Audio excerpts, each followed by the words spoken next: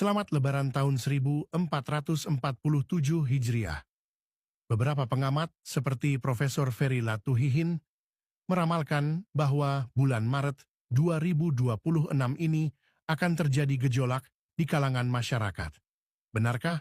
Menurut pendapat saya, tidak demikian. Ada 5 alasan yang mendasarinya. Pertama, penurunan ekonomi Indonesia telah berlangsung selama 5 tahun terakhir, jauh sebelum COVID-19 menyebabkan krisis likuiditas. Mengapa selama 5 tahun ini tidak terasa? Ini mirip seperti penyakit diabetes, yang tanpa disadari telah mengendap selama 5 tahun, akibat kebiasaan mengonsumsi minuman manis. Seumur hidup kita disuguhi dengan minuman manis. Kedua, ketika kondisi ekonomi mengalami penurunan yang landai, masyarakat cenderung menerima situasi tersebut sebagai sebuah kenyataan kolektif. Dalam istilah masyarakat, jika ada masalah yang menimpa semua orang, itu disebut keadaan, bukan masalah. Keadaan paceklik ini telah berlangsung selama 400 tahun sejak era Jan Pieter Zoon Koen.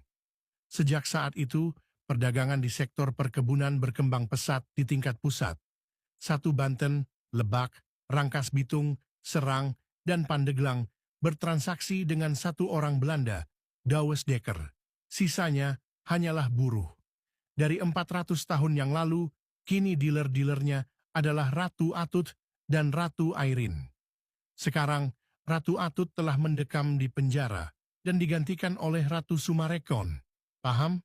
Ketiga, seperti batas hujan yang tidak terlihat, penurunan ekonomi pun tidak dapat dirasakan hingga tiba-tiba mobil kita basah. Kapan terakhir kali terjadi penurunan ekonomi? Banyak orang yang tidak menyadari, sebab indeks harga saham gabungan IHSG telah mengalami fluktuasi sebanyak 4 kali sejak Januari 2025, yang mana itu sudah berlalu 14 bulan lalu. Krisis pada Badan Usaha Milik Negara, BUMN, dimulai sejak Oktober 2024, ketika proyek-proyek BUMN mulai terhenti. Ini seperti menanyakan, sejak kapan harga apartemen mulai turun?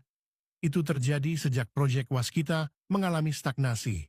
Seperti Siti Nurbaya yang menikah dengan Datuk Maringgih yang sudah tua dan kusut, banyak apartemen yang tidak selesai. Mulai dari apartemen Cisauk hingga Nin, akhirnya menjadi rumah kosong. Kapan itu terjadi? 5 tahun lalu, gedung-gedung tersebut sudah menjadi menara gelap. Keempat, masyarakat tidak terhubung dengan pabrik uang.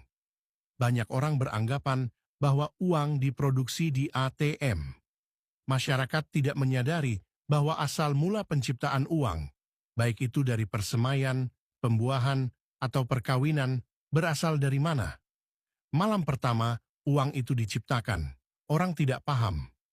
Itu terjadi melalui kredit pemilikan rumah, KPR, ketika sertifikat rumah, gudang, atau kebun dijadikan jaminan kredit.